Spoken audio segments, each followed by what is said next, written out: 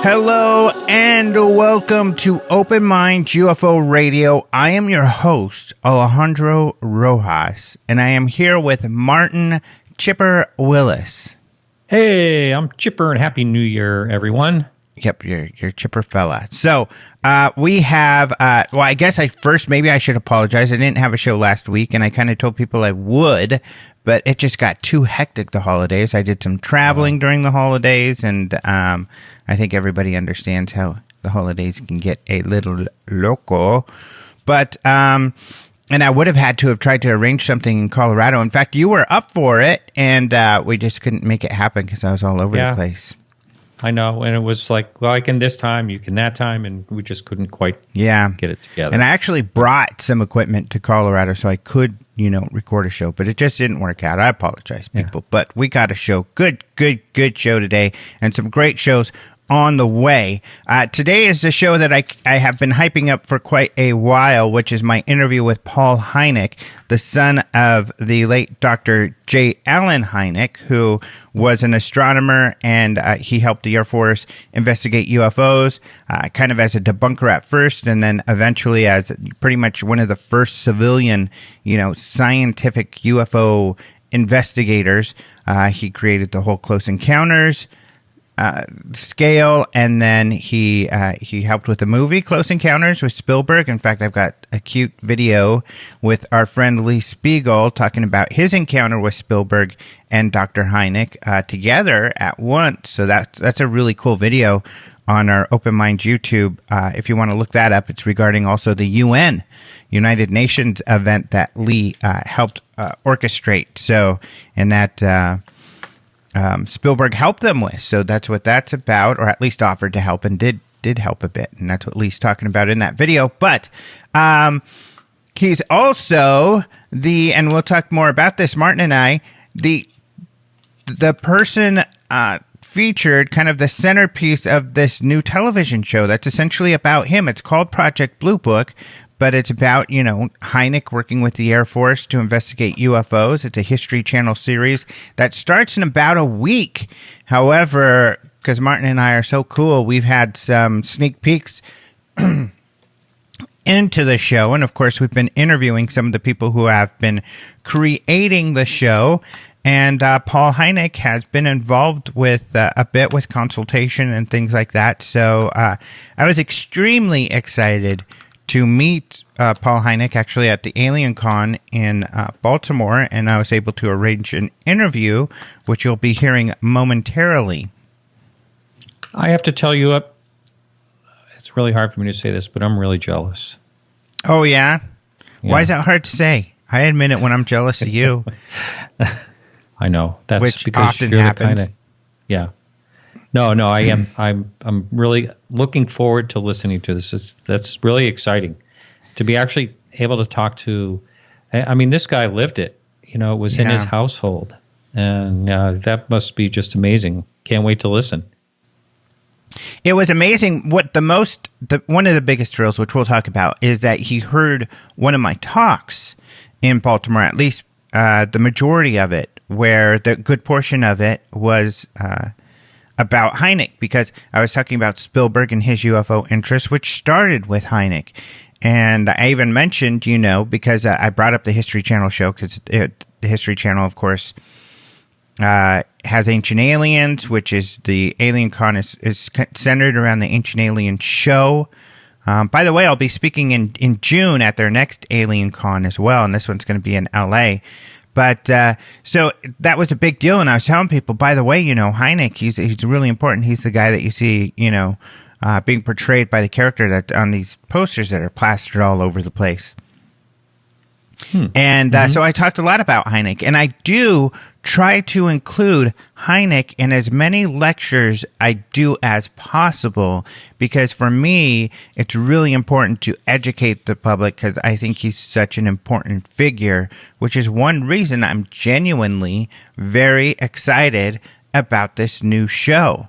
And you know what? And I would like to hear how you feel about this. As a journalist, and I know even with Den of Geek, there's a little bit of a gray line, and certainly writing for the Huffington Post, I had this issue where you need to be careful, you need to be unbiased, and you need to be taking a perspective, that is critical when that's fair. Which I always try to do, and I think, when we've talked about the show a bit, I've gone there, and maybe we will when we talk about it for a minute, in a minute. But some of these shows, like the Mars program, or some of these other National Geographic shows, or some of these History Channel shows like this one, I just get so excited about them. And I really think that they're good, and they're providing a service that I can't help but be very enthusiastic and be completely on board as a cheerleader for these shows. And this is one of those. I'm just so excited for this show. I couldn't be more excited. And like you mentioned, I guess if it's okay, I'll kind of roll into my news segment. Yeah, let's do it. Let's do UFO news, which is kind of transitioning, or a good segue. Yeah. It's not really leaving this topic, actually. And yeah, I wanted to talk today about the show, which we are talking about. As you mentioned earlier, we were both fortunate enough to get screeners, and I got an opportunity and feel very fortunate to actually have watched the first 6 shows in the series. And I'm telling you, I'm head over heels in love with the show. I absolutely love it.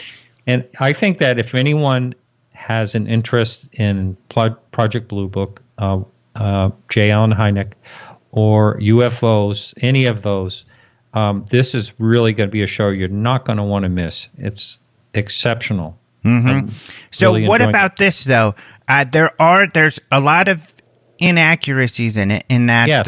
There's some setups that are also, like he's entering from, and I don't think this is a spoiler. I'll say spoiler, but it's not really. I mean, you'll see this at the beginning of the show. And one detail is Hynek is being hired on in 1952 at the beginning of Project Blue Book, when in actuality he started back in 1948. Yeah. If you want to, and I totally get that, and I did listen to your show with David O'Leary, which I thought you asked some really great questions.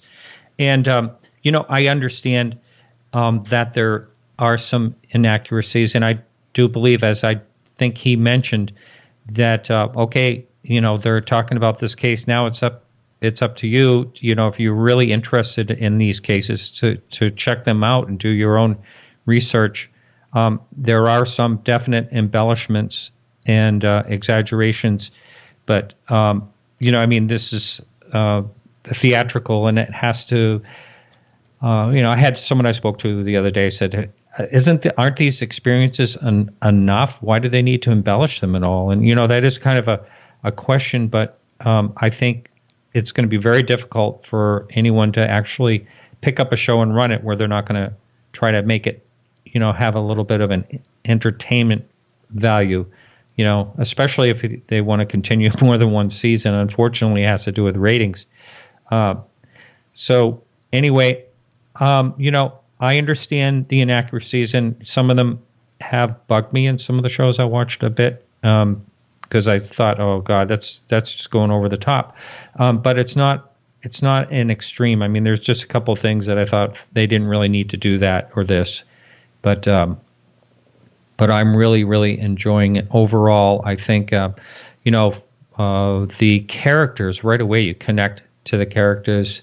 Aidan Gillen from Game of Thrones plays J. Allen Hynek.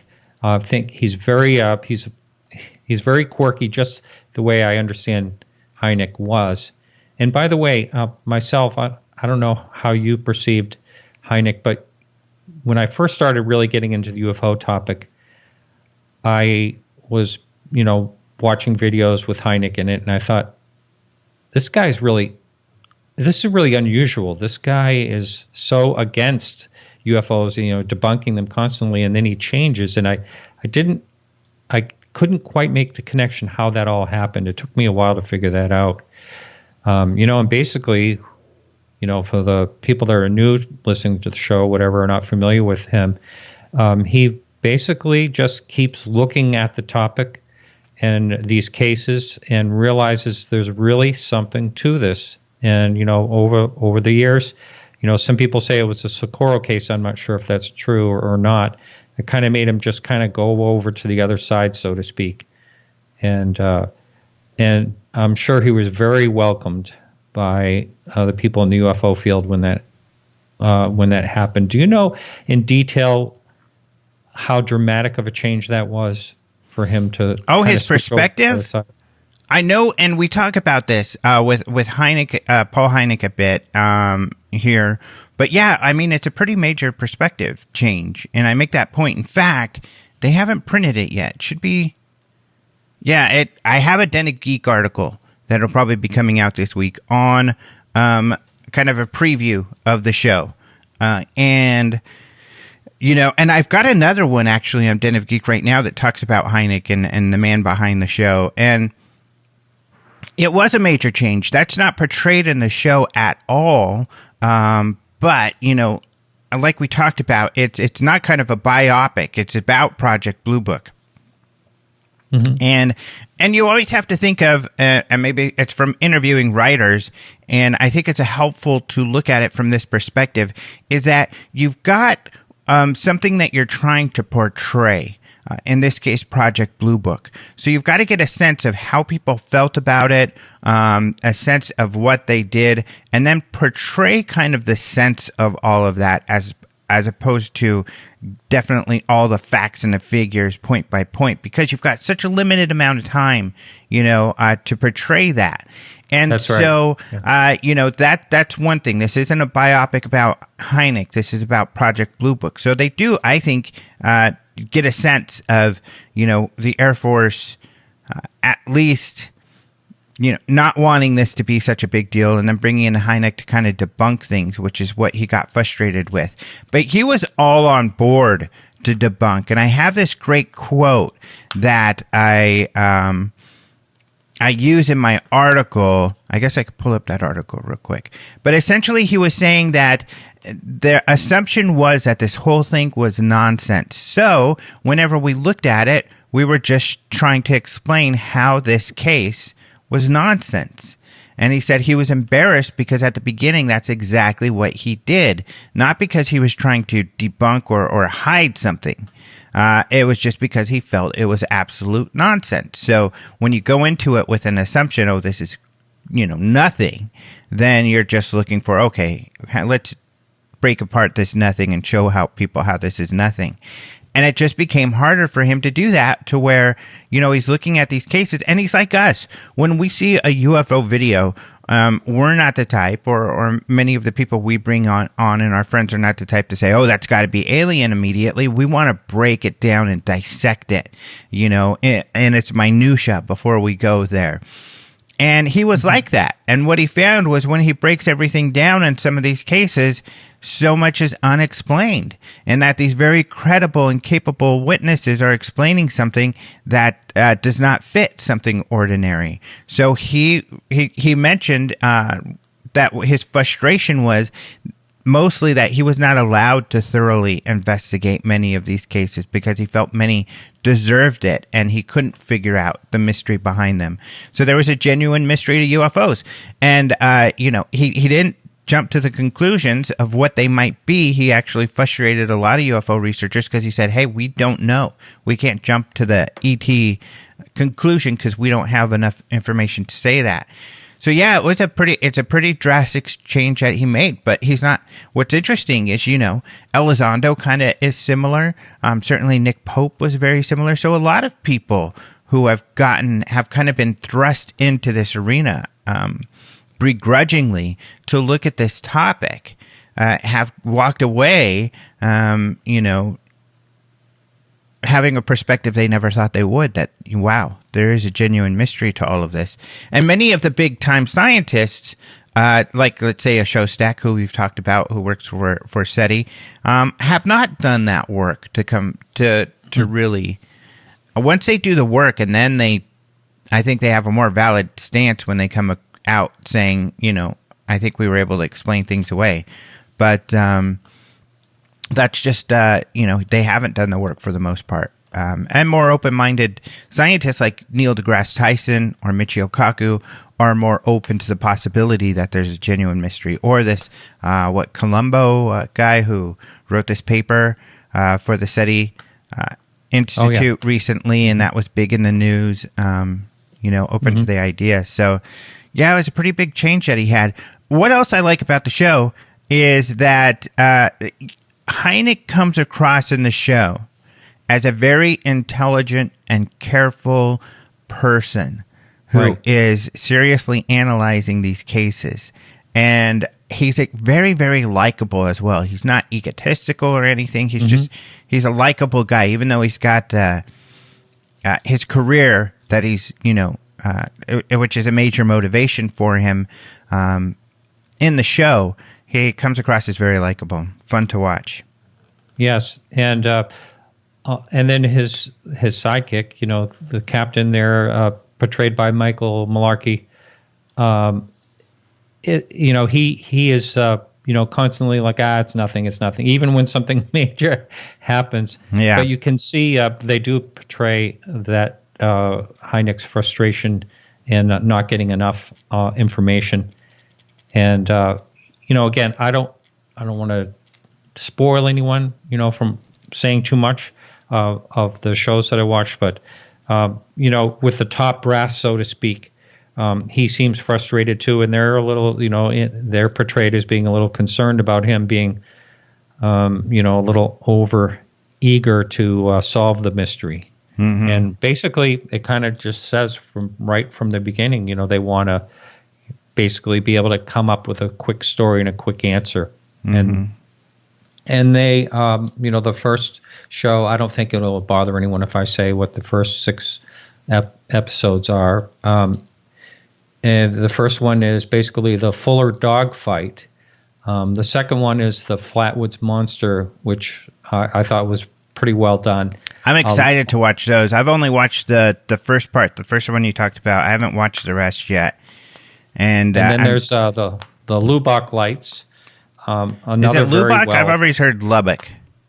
Oh, I'm sorry. You're right. That's right. Thank you. The Lubbock Lights. And that's done very well. And these shows have amazing special effects in them.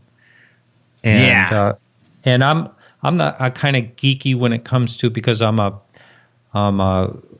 fine arts appraiser and antique appraiser. And so I'm looking constantly at the vintage props that they have, and I haven't, and I'm really pathetic to watch a movie with, because I really watch everything, and I'll say, oh, that chair wasn't made till 1864 in this movie. It was supposed to portray 1850, stuff like that. That's funny. So I'm watching everything in this show, right down to the clothing and every single knickknack and the houses and everything like that. And it's definitely in the 50s and 60s and very well done. Every attention to detail is really great. That's good to hear. And I should say, the other cool thing is, if you're disappointed in the accuracy, like some hardcore UFO researchers are, History Channel's done something that I haven't seen any other network do, by providing on the Blue Book webpage, which of course we've talked about every time one comes out, these excellent articles that are fact-based. They're written by journalists. Right. In fact, I've talked to a couple. They've been fortunate enough to call me and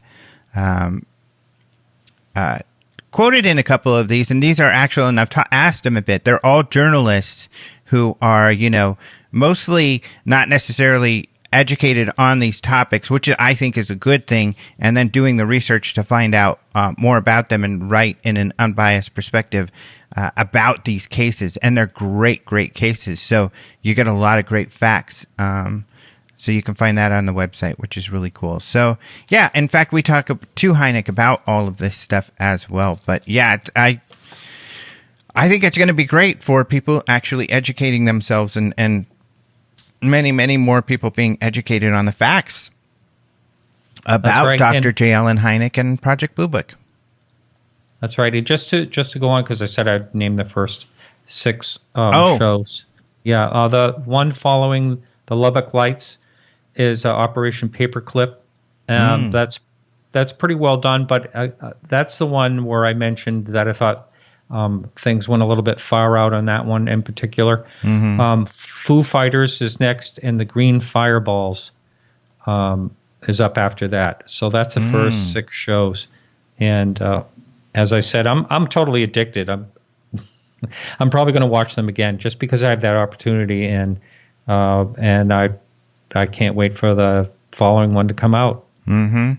So we'll try to get into other news here, but I do want to say I also have on the Open Minds TV YouTube page, I posted audio from my interview with Michael Malarkey. So I got an interview with this guy. Lots of the kids that I talked to, like my niece, were really excited about that because he's in the show Vampire Diaries. That's and right. He's a very attractive young man, and lots of ladies really like him.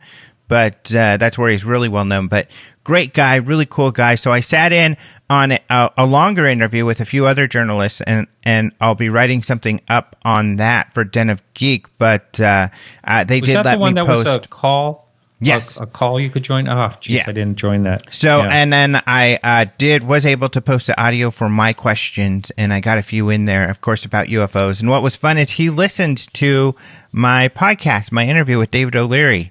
So that's the first thing he said.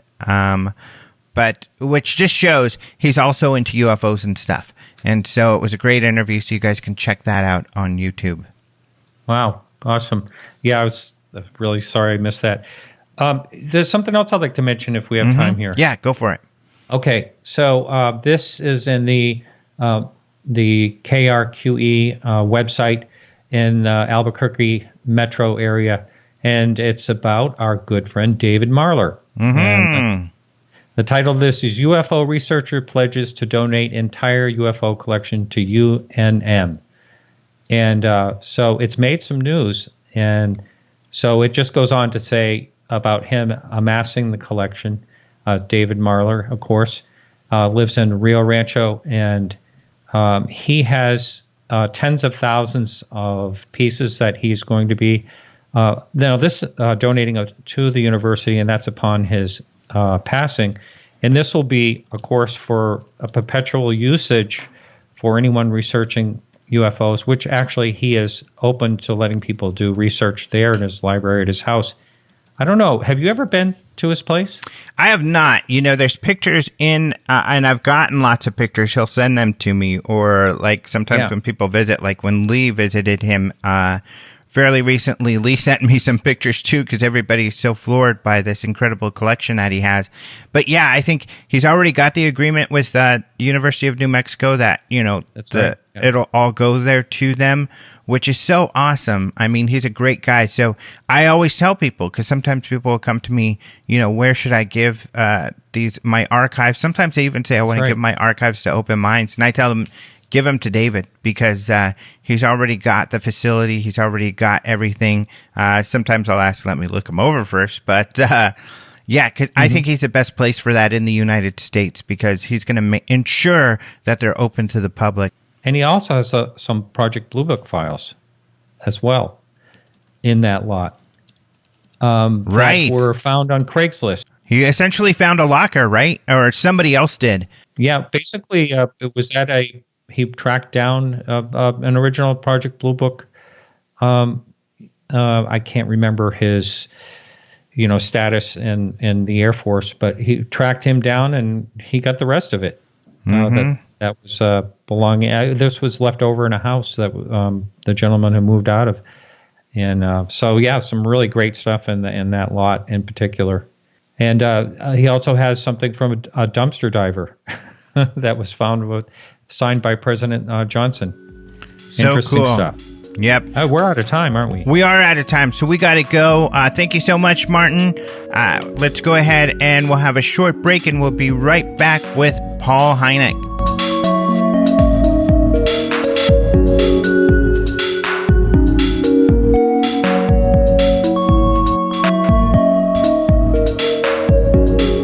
I am extremely excited to welcome to the show Paul Hynek. Hello, how are you? I'm fine, Alejandro. Thank you. So I guess my first question is, well, you saw at least some of my talk in Baltimore, so you know how enthusiastic I am about sharing information about your father. And so you could probably understand why I'm so excited about the show, but I'm curious, how did you feel when you first heard or they first approached you that they were doing this? And let me say, I'm enthusiastic about you being enthusiastic about my father. I first heard about it through my brother Joel's attorney, who has a relationship with History and A&E.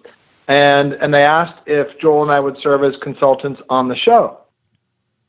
And so we had a discussion with our family, and Joel and I both work in entertainment, and we understand that in our role as consultants, we don't control what happens, but that we had a chance to influence the show and to provide more accurate information about both my father and my mother, and some of the experiences they had. And so we decided very enthusiastically to get involved, and it's been a really wonderful experience. We feel that the show is a really fun experience, and let's say it bends the truth quite a lot, and it adds a lot of interesting suspense and things that may or may not have happened, but it presents both my parents in an authentic light, with their characters being true to what the superb actors found to be the sort of core of the characters. And so one of my father's goals was to have people be open-minded about UFOs, both about the phenomena and then also open-minded about possible explanations. And so I think he'd feel that this show is a really good effort to get people to think seriously about the phenomena. So, so we're both very happy to be involved, and have found everybody to be very respectful of my father and his legacy. That's really exciting. And having, been involved with entertainment, that it's a huge leap of faith to trust a production company with something like this, because you never know what you're going to get. And at least in my experience, unfortunately, the majority, 70% of the time, it's kind of a disappointment. Yeah, so the prior go-around we had with this was the movie Close Encounters of the Third Kind. Right. Which was based on my father's classification system, which you know very well. And my father was a bit hesitant about it because that was Hollywood coming, and Hollywood and science don't always make for very good bed partners. But he was very pleased with how it turned out. That it showed a sort of sympathetic understanding of a very complex phenomena. And, this show is different. Close Encounters was a pure piece of fiction. This show is an interesting idea where you have real characters and then some characters that are based loosely on other real characters. And then it just sort of stretches the truth and says, what happens if you have these characters who we have a good bead on, and we put them in circumstances that are more exaggerated? So it's a very interesting idea. And we talked a lot about, how do we feel about having our dad especially be involved with cases and have things happen that didn't really happen? But as long as he is responding and acting in a way that's true to his character, we didn't have a problem with it. And we think it's a very interesting way to get people to engage with this phenomenon. Mm-hmm. Right. Now, I saw a preview of the first couple of episodes, and like you said, Close Encounters was fiction, but it portrayed this kind of real situation, this real phenomena, and investigations being done in a very accurate way. So it was still enlightening and educational. And so you've kind of got to have that if you're trying to, even if you're trying to be as factual as possible. That's right. And each of the episodes for Project Blue Book are based on real cases. Mm-hmm. And both the creator of the show, David O'Leary, and the showrunner, Sean Jablonski, are big UFO buffs. And David O'Leary especially, he's been a follower of the phenomena for many years and has an encyclopedic recall, almost like a baseball announcer does, of UFO cases and timelines and people involved in the phenomena. So there really is a real basis for many of the things that happen. And then they just jazz it up with more drama to make it fun. Mm-hmm. It's funny because I interviewed Mr. O'Leary. In fact, he was the last episode of the show, and we really hit it off because there were similar. He just, like you said, he's a UFO geek. I mean, he gets so excited about the topic. And did you get to meet him before you decided to participate? Yes. We had a meeting with him and Sean, the showrunner, in Century City after they'd made the initial overture, and we were talking with them. And one of the things that was interesting was we had told them that we'd been working on a script, and actually my brother Joel's daughter, Lauren, and her partner, Elizabeth Martin, had written a spec script for a feature film about my father's sort of journey through the UFO cosmos. And one of the ideas that I came up with for that was what we call Hynek Vision, where kind of like in A Beautiful Mind and some other movies you've seen where these people have the ability to make a mental overlay. Now we would call it augmented reality overlay over a scene. So, for example, my dad would be out in the field in Socorro, New Mexico, or where have you, and as he's hearing a report, he then sort of conjures up this augmented reality overlay of, okay, well, the moon would have been here at the time. If there's a weather balloon, it would have been about that altitude, and sort of corroborating with the ongoing testimony or the report from the witness. And so I mentioned that to David and the other folks, and David and Sean just smiled and looked at each other and said, we had the exact same idea. And so that kind of started off the meeting on a really good foot, that we'd both thought through things in a very similar way. And my brother Joel and I immediately saw just like I said, the respect I had for my father and the genuine interest in this phenomenon. Mm-hmm. That is a fun part of the show, and it's cool that you say that because, it's somewhat similar to the UK television show Sherlock, and who, of course, was extremely intelligent. Right. But you get that feel with the show, and it's kind of what David O'Leary said he was going for, is he wanted Hynek to be like the smartest guy in the room. And in the show, it's kind of like he's the only guy who's actually trying to figure out what's going on here using his, extreme intelligence. And the character that Aidan Gillen plays is also very likable. And so I love the character to death. I think that people are really going to resonate with this character. Oh, cool. And, you mentioned Aidan Gillen. He's an amazing actor. And we've had a lot of communications. And he'll send my brother Joel and I an email saying, how would your dad have pronounced Halley's Comet?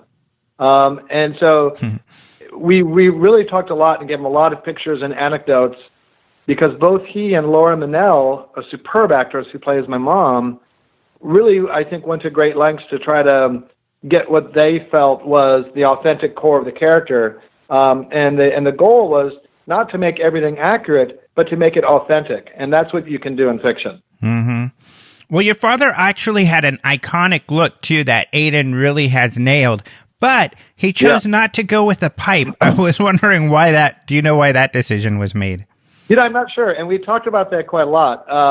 And we mentioned that, my dad was a fidgeter, and sometimes he'd have a pipe, sometimes he'd have a little rock in his hand, sometimes even a little box turtle. He was an eternal fidgeter. So I'm not sure why. Perhaps the pipe will come along down the road. But, there's one point when I went to visit the set, and on this day there was an outdoor scene with a car chase.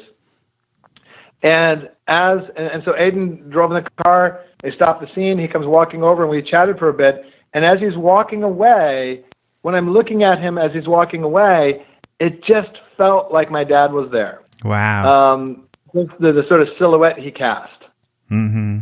That is really cool. Now, the character is also, which is really cool, very patient and, of course, thoughtful and careful when he's choosing his words. And, of course, I've seen many interviews of your father, and that also seems very accurate. Yeah, I think, as a child, you can sort of tease out a less patient side in a parent. So I've seen many different kinds. But yeah, my father was, he was a very, I'd say he was patient. He was tolerant, jovial, understanding, and just a very sweet, good-natured man. Mm-hmm. And he never really felt that he worked because from the age of about 7, he decided he wanted to be an astronomer. So he was following his bliss his whole life and in various incarnations. Mm-hmm. During the early years, and we'll get more into the UFO research that he did and what that was like, but a friend of mine, Lee Spiegel, actually met you when you were a kid. Do you remember? He would have been a young guy that kind of looked like Serpico. Yes, I remember Lee. You do remember him. He wanted me to ask you, so I just remembered, and I figured I'll just do it on air. Yes, I do. And if you see him, tell him I say hi. Oh, I will. He's going to be so thrilled. I'm going to call him right after the show and let him know, and he's going to be super thrilled. Cool. So the show portrays you and your brother as children while he gets started in this. Now, I've only seen the first couple of episodes, so I'm not sure what sort of emotional toll or if they'll even get into the emotional tolls that it took on him in the show. But did it? I mean, did your father bring his work home, at least related to the UFO stuff? Did you know how he felt about getting involved with it in the beginning and his feelings as they evolved? That's a really good question. So I can answer from a couple different points of view. One of them is my dad was born in 1910, and he wouldn't, I think it may be sort of a hallmark of people born then, but he wouldn't immediately start telling you about the stresses he had in that particular day or just about his childhood. He people from back then, they were born around then. What I've noticed is, especially also people who were heroic in World War II, et cetera, they just didn't often just start a conversation about themselves. Mm-hmm.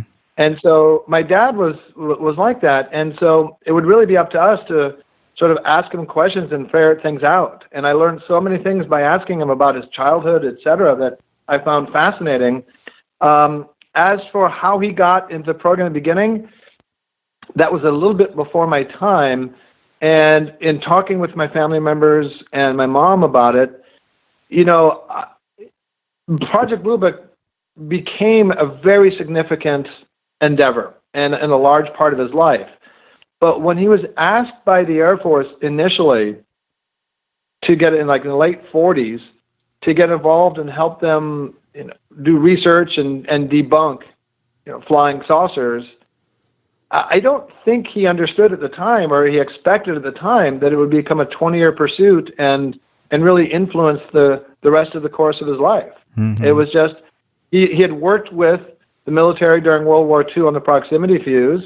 He had security clearance. He was a patriotic American, and the Air Force comes calling and says, "Will you help us?"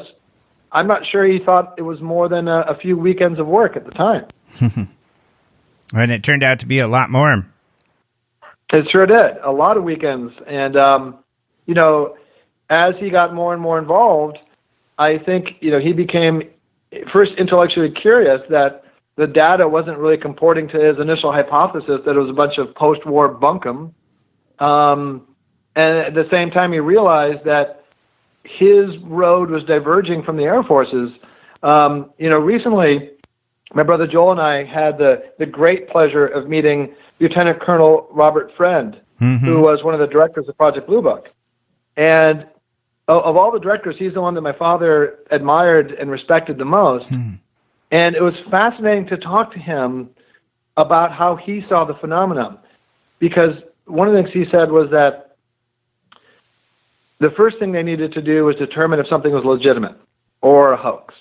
If they felt it could be legitimate, then Lieutenant Colonel Friend's next task was, does it pose a risk to national security, which is what you want someone in that position to do.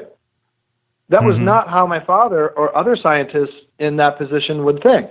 They would, of course, start off on the same first step, is this legitimate, but then try to prove it, replicate it, understand it, things like that, as opposed to thinking about a risk to a particular nation state.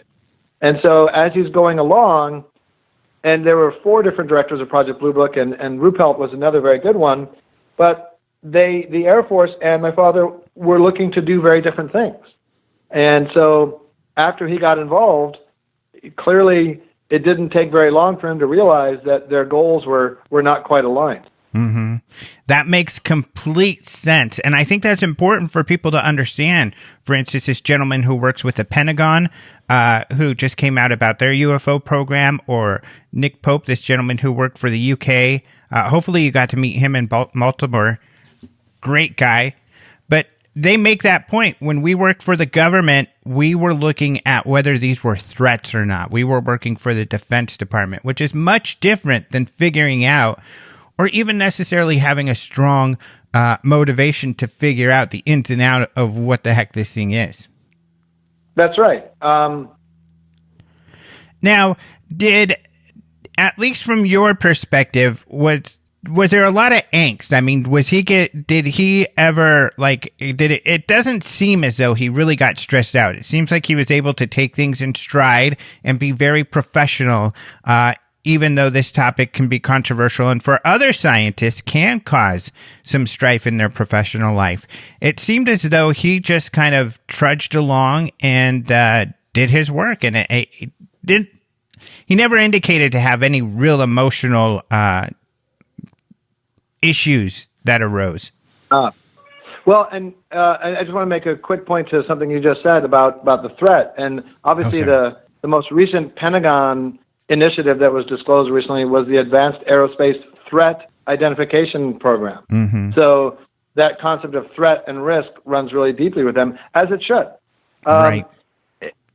Regarding my father and how he felt emotionally, he felt that there were sort of 3 main constituents of people that he had to interact with. One, of course, was the Air Force, and say that let's widen that to say the overall government apparatus in its various manifestations. Then you had mainstream scientists, and then you had UFO believers. And they all come at the phenomena from radically different points of view. And my father felt that he had to sort of keep peace to some degree with each of those entities and probably make them each a little bit angry. And then he was doing his job in a very difficult 3-dimensional balancing act. Mm-hmm. And so, did it take an emotional toll on him? Absolutely. You can, if you read some of his writings, you can see how frustrating things like the Robertson panel or the Condon committee were, where you have a scientist who just has such a hard time understanding when people are purporting to do things in the name of science and they don't. Now, he understood he didn't particularly like what the Air Force was doing, but he understood they had a job. But when you're going to cloak something in science, you should follow basic scientific protocols. And that was, I think, perhaps the most frustrating to him. That makes sense. And the Condon committee was basically the Air Force's trial balloon to basically say and save face and close out Blue Book, saying there was nothing there. But if you read the actual Condon report, the abstract or conclusion doesn't correspond to the cases that they relate in the report. And that is such a cardinal sin in science. And so my father would get furious with things like that. Absolutely. Mm-hmm. He just had a good temperament, I think. And it's funny that you say that about the scientists, because the talk that you didn't get to see was the astronomer talk that I did, Astronomers and UFOs, which of course had a lot to do with your father, because your father actually went out and questioned other astronomers about this topic, and what he found was fascinating. But he often made that point that, frustratingly, there was this disconnect. They couldn't do good science or even follow scientific standards when it came to this topic. That's right. And, he had a lot of private conversations with a lot of astronomers who, in private, related that, oh, yes, they think there's something very interesting going on here, or they had seen something that they couldn't describe, but they just were very reluctant to make any public statements about it. Mm-hmm. Now, did it have an effect on you all as children? So, for instance, did you get made fun of by kids or while you were in school? No, actually, quite the opposite. My father, my generation of the family, we all grew up in Chicago when my father was at Northwestern, and he was well regarded in the community, and my friends all thought it was super cool. That, my dad was in Close Encounters. That's the thing that sort of really thrust him into the public eye the most. And yeah, nobody, I don't remember any negative. I mean, sometimes I'll be with people and, somebody will bring up, if I meet somebody, I don't often say, hey, my dad was a UFO guy, but sometimes somebody else will say, oh, do you know about Paul's dad? You might be interested in that. And, you get the whole gamut of reactions, like, oh my God, I know of his work, or, oh, that's pretty cool, I really like that, or UFOs, really? So I've seen all reactions, but as a kid, it was really fun. We knew we had a very special father, and people were, I guess the people that didn't like it or took a dim view really didn't say much, because I don't remember really any negativity at all when I was a kid. That is really cool. That is really good to hear. And then, so I guess as the show portrays your family life and you as children, do you feel that they did a pretty good job with that? Yeah, so far, Joel has been born, and perhaps I'll be born as well. And, yes, I mean, I think for the purposes of the show, I think they did a great job. In real life, there's so much more that they could add, but you only have so much time to devote to the children's characters. My oldest brother, Scott, has a PhD from MIT. My brother, Joel, was building jet engines in the backyard and had this electronics wonder lab in his room that Ross and I, my younger brother and I, were always trying to get into. And so, there's stuff that if they decide to grow Joel's character, who's kind of an amalgamation of all of us, they could have him doing, really cool science experiments in the basement, and then my father sees something he's doing and extrapolates from that to explain something he's seen. So there's a lot of potential there, but you just have very little time to devote to the characters of children, especially when the main character is on the road so much. Mm-hmm. Right. That is so cool, though. That's exciting. That what you guys did, and I'm sure your work was inspired by your father. Oh yeah. But I'm sort of my sister, who is a very accomplished artist and a nurse midwife, and I was a French major. We're a little bit different than the other three children who are all engineers. So there's a really wide range of interests. But something that we all inherited from my father and my mother was a lot of intellectual curiosity about the things that interested us.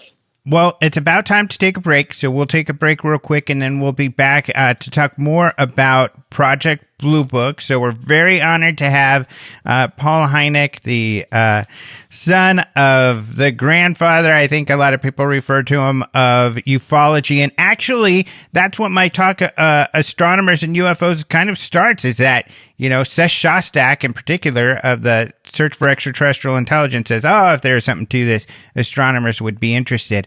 Well, of course they're interested. And in fact, the whole modern civilian investigation of UFOs started with an astronomer, and that astronomer is Dr. J. Allen Hynek, who we'll talk more about right after this break.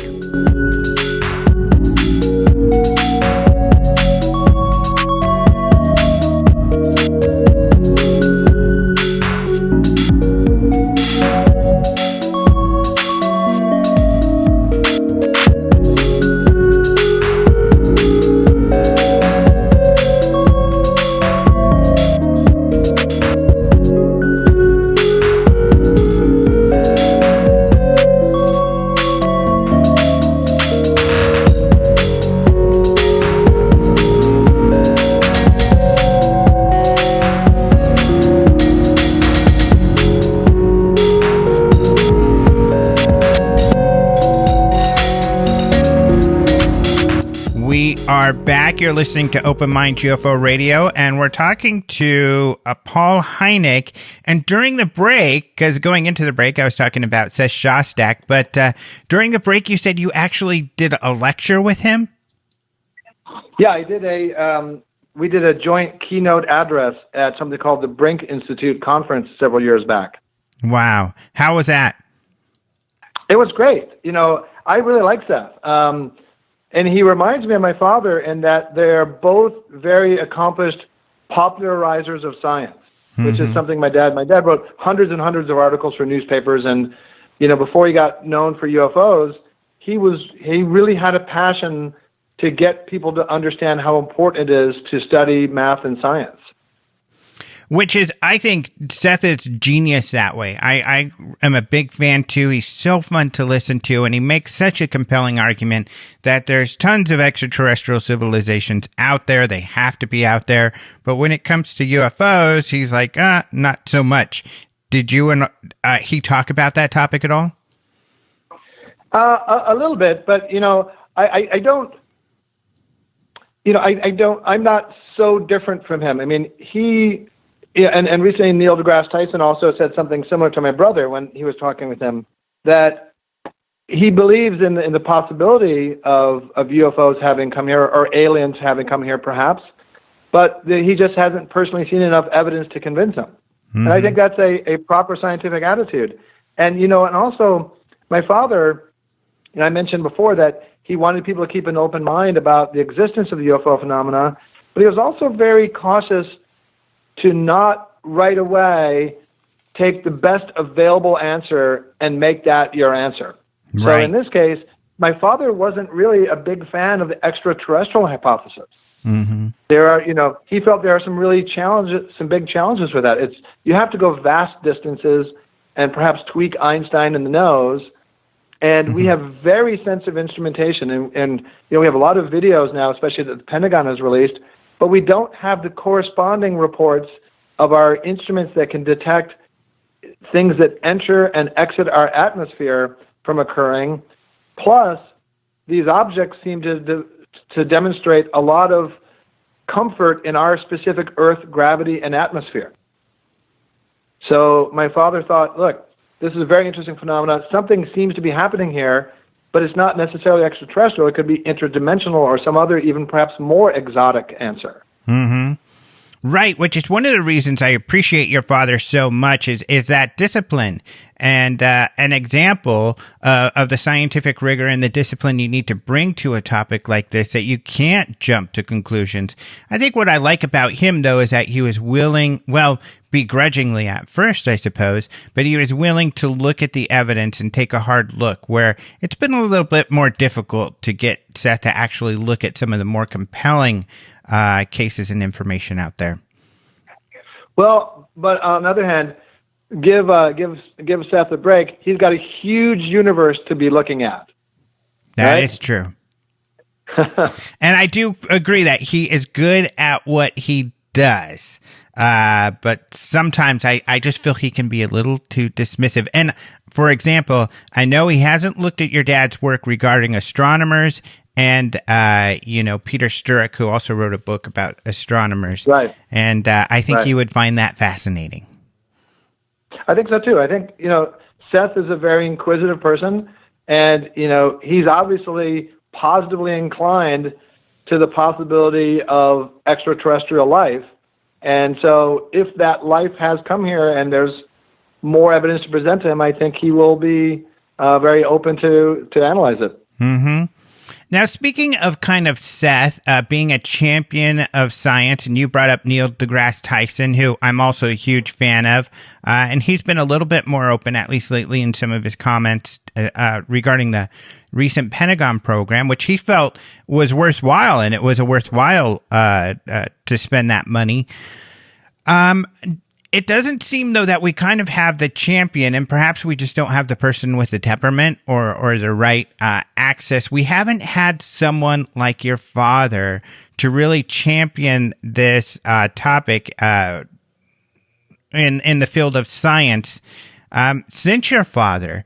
And do you think that's because of kind of the culture, And do you think that's possible again? Oh, certainly it's possible. And I think one of the reasons that people tended to resonate with my father was they could identify the sort of journey he went on. He was a nuts and bolts astronomer and a professor and a rocket scientist who didn't really want to get swept into this into this world, but was asked to by the Air Force, and then, like you said, begrudgingly over time, opened his eyes, but decided there really was something there, and then became a champion, not for any particular theory, but for just having science being done. And so coming from that point of view, I think people understood that he had a fair amount of credibility to come to it. A lot of people that are well known in UFO circles now don't have that scientific pedigree, and indeed are often people who say that they've been abducted themselves. And I think that's a much harder thing for people to relate to. Mm-hmm. It may well be true for all I know, but I know my father was also very careful about fessing up if he had seen a UFO. He reported perhaps twice he saw things he couldn't explain, but he's just one person, and that's just one data point. So he didn't attach a lot of significance to the things that he saw that he couldn't explain. Mm-hmm. And so I think he felt that he had to be very careful to safeguard his credibility to work well with that Air Force and mainstream science with those groups. But I think it's because he was a scientist and didn't look to get into it, didn't say that he had been contacted personally. I think it just made for a very effective recipe for somebody that people could look at and say, okay, well, if this professor has come to this conclusion, maybe there's something there. Mm-hmm. Yeah, I hope there's a Hynek again one day. And I think there's potential, and this may be just wishful thinking on my part, that your father becomes a cult hero because of this show. And I think there's a few reasons. One being that your father's history is kind of a hidden history. Not necessarily a lot of people know about it.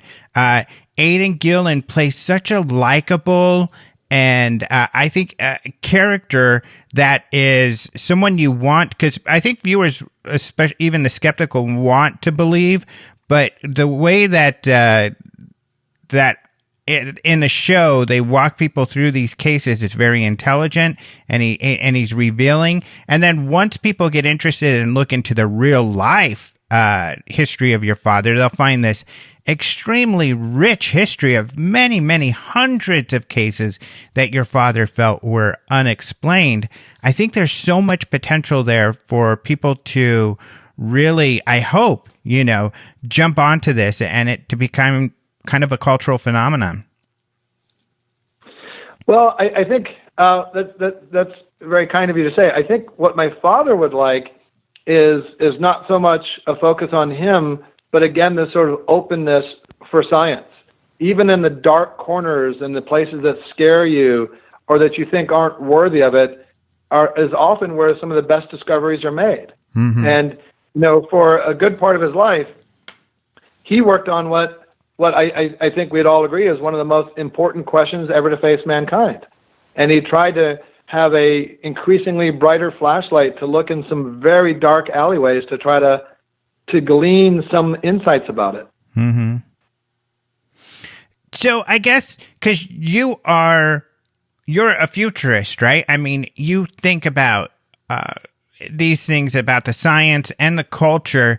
Do you think there is a potential for for science to take on this issue again? And I mean, maybe in the circles you've been approached, or you've seen some increased perhaps in interest. Yeah, it's hard to tell. It's almost like a frog in the increasingly hot water. It's hard to tell day to day if there's increasing interest. And for me, I'm also probably a poor judge of that because I'm involved in it since mm-hmm. I was a child. UFO has been part of the fabric of my life. So I hear people tell me things, they hear about the show or they hear about my dad or something like that. And so it's a very different reality for me.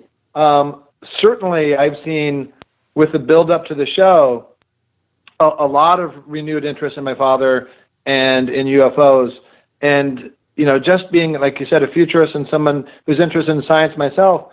I hope people will take an increasingly, a sustained and increasingly strong look at what I think is one of the biggest challenges or one of the biggest enigmas we've ever found. And it is such there really is something for everybody in this phenomenon. It's very wide and vast, and it just gets you to pose such interesting questions. And, it doesn't matter so much to me what people think, as long as they take a look at some of the more compelling evidence.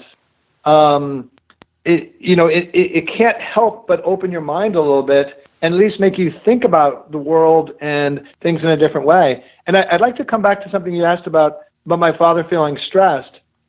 My father never told me this, but I think I could sort of see this in his eyes, that when something would happen on Earth and it's very stressful or aggravating, I think he had that sort of astronomer's voyage that he could do and just sort of teleport his brain to Venus and therefore minimize, and then looking at it from that scale, minimize whatever sort of frustrations were going on here on Earth, because he had that ready facility to always look at things from a more universal point of view.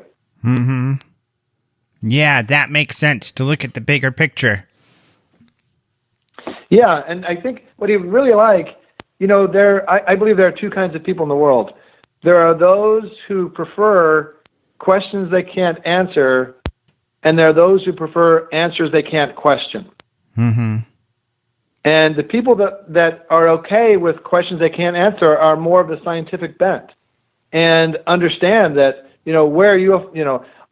is there something to the UFO phenomenon? I believe there is. Okay, where are they? And that's assuming that they're creatures. Where are they from? I have no idea. Right. I really don't know. And I'm comfortable, as my father was, to say, I don't know. There is something very interesting happening, and especially as a scientist, he was a little bit reluctant to say where they're from. Many people automatically assume they're extraterrestrial, and that's sort of, codified in the language we use to describe these things. Mm-hmm. But, I think what he would really like is if this show, which is so well done, can help spur more people looking at questions they can't answer and keep questioning and not just shove the best answer they have into the solution. I think that is a great observation, and it's the perspective that we try to take, and definitely my listeners appreciate, because it's more about knowing what information do we have that can point us in one direction or another. And very much like your father, we're not sure. We don't have enough evidence to definitively say one way or another at this point, except for that there's something interesting to look into. But as you mentioned, there are those people who are not comfortable with that, and so they need an answer, and they move towards an answer. And I guess some of those people are convinced that your father was part of a cover-up. Well, if you take it from a very strict point of view, yes. In the Air Force, there was a cover-up because there are redacted documents that have been released through the Freedom of Information Act efforts. So by definition, there's a cover-up. The question is, and my father was part and parcel of Project Blue Book. So yes, you could say he's part of a cover-up. Now, but what they're really saying, the sort of spirit of what they're saying, is that there's a cover-up. There have been alien craft and bodies discovered and reverse engineered or dissected, and we're waiting for the imminent disclosure of this by the government, right? There's a whole lot of people who feel that. I don't know. I really don't know about the extent of that. My father wouldn't like people to feel that he was an active part of covering up information.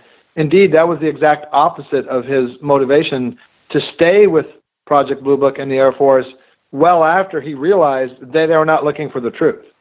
And so, he would want people to, he got uncomfortable with notions of cover-up and things like that because partly because he's a scientist, those aren't things that you can really put in a petri dish and analyze. And one of the big differences that he would point out is that he didn't study UFOs. He studied UFO reports.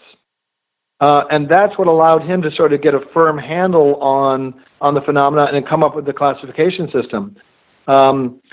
So in terms of a cover-up, yeah, there is one, and I just personally don't know how deep it runs or if and when it will be disclosed. But on that note, the show is going kind of in this direction of Hynek kind of getting clues that there is more information that's being hidden from him.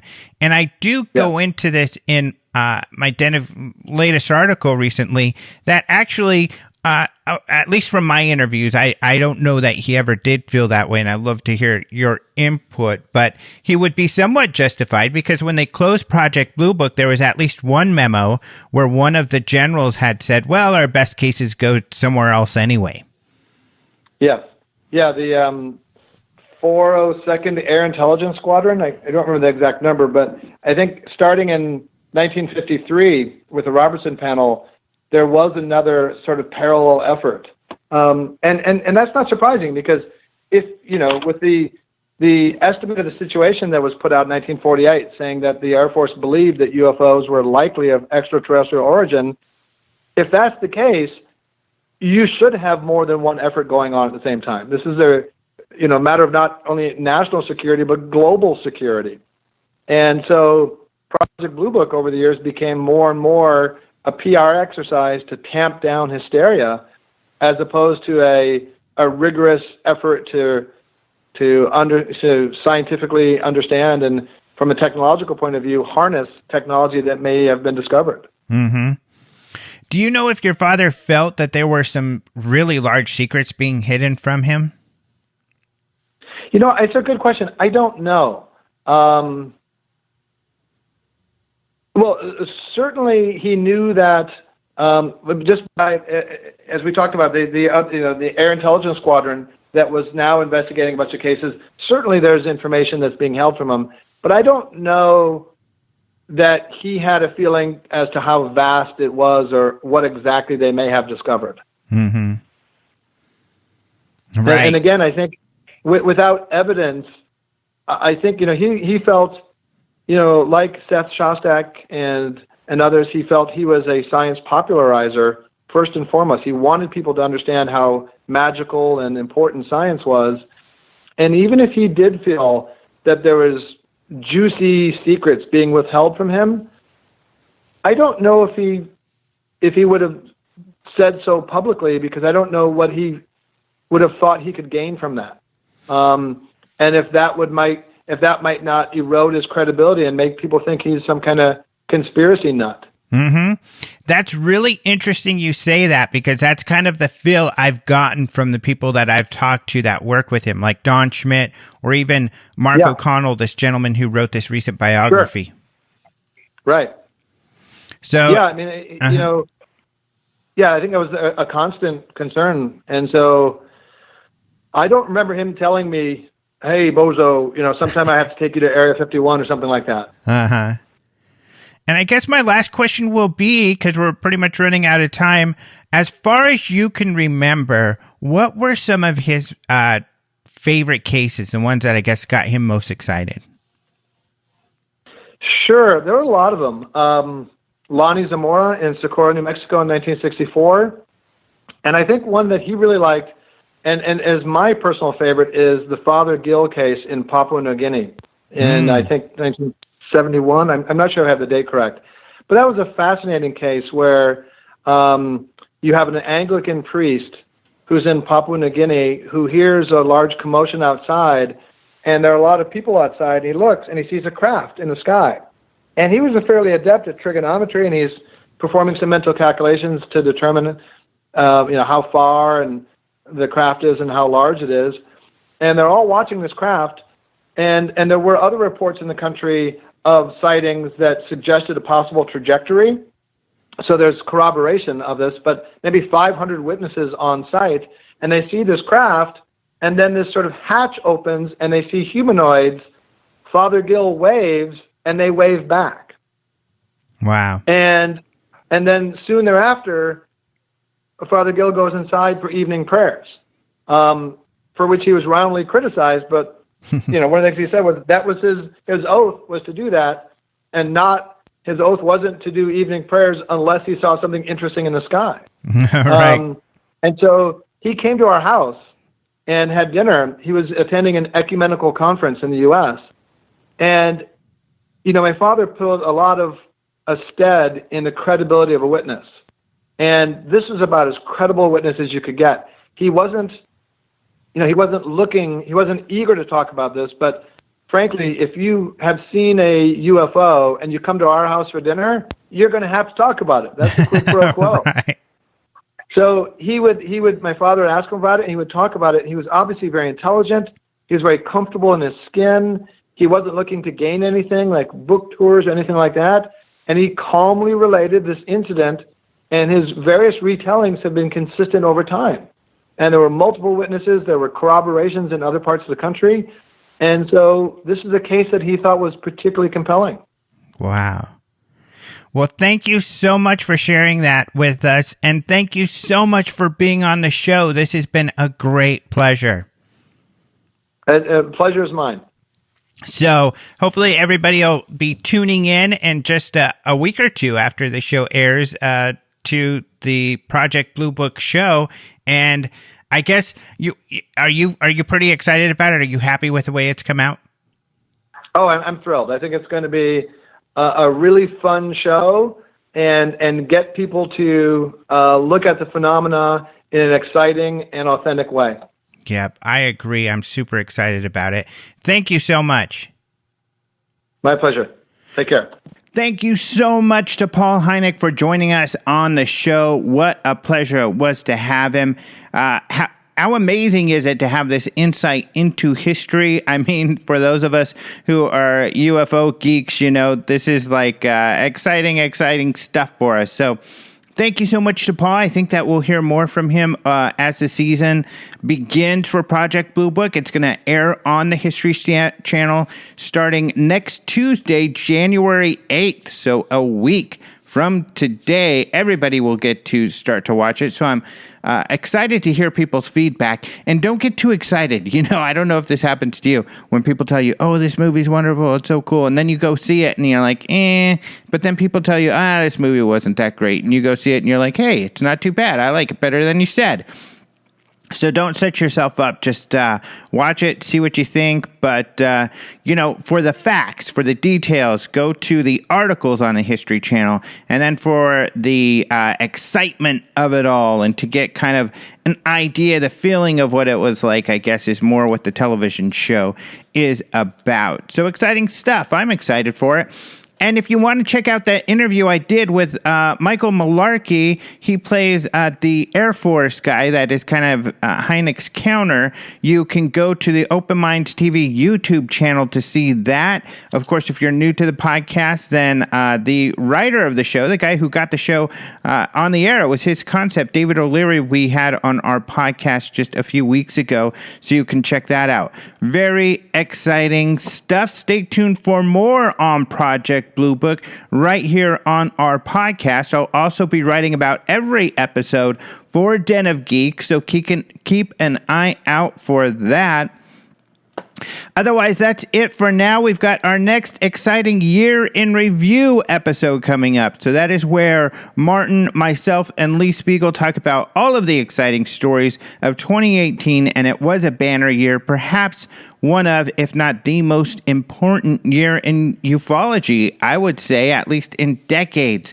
So we'll tell you why when you tune into the show next week. So that will be a lot of fun, but we've got a lot of really cool stuff in store for you. And then don't forget, every Thursday, most Thursdays, except for when there's a holiday, I'm doing my UFOs Seriously live on YouTube as well. And for all of this, you can go to my Patreon page. So just look for Alejandro Rojas on Patreon. It's kind of like become my one-stop shop for everything that I'm doing. And another thing that I posted up there that I'm going to be posting more is Amazon, kind of my Amazon page. So I have a special page on Amazon where I have products that I recommend. And essentially, these are UFO books, but they're also equipment because I'm doing all this AV stuff. So if you want to know what equipment I'm using, I've thoroughly researched all of this equipment. I've bought some that doesn't work out so great, but what I've listed here is the products that work really good. And I'm telling you, you can get some awesome products out there when it comes to AV for low prices, but things that work great. So lights, microphones, stuff like this. So you could go to that page and see some of the cool stuff that I'm using. Otherwise, thank you to Caleb Hanks for the opening and close music. Thank you to Martin Willis of Podcast UFO for joining me with the news at the beginning of the show. Go check out ufocongress.com for some of the cool stuff that we have on the store there. Oh, and I will be posting, people have been waiting for this, coming up today, I'm going to be posting this sometime today, is the debate between Jeremy Corbell and Stanton Friedman at the International UFO Congress in 2015 when Bob Lazar appeared about Bob Lazar in Area 51. So a lot of people have been asking for that. For some reason, we didn't get that up in our on-demand, but we're going to have that up in the on-demand. But I have made a special clip that's going to go to the UFO Congress YouTube page that everybody can watch for free, which is about half an hour long of Jeremy and Stanton just going at it, debating about Bob Lazar. It's a lot of fun, so take a look for that too. All of these links I will put in the show notes on YouTube and on the openminds.tv website, so check it out. Thank you all so much for listening. Until next time, adios, muchachos.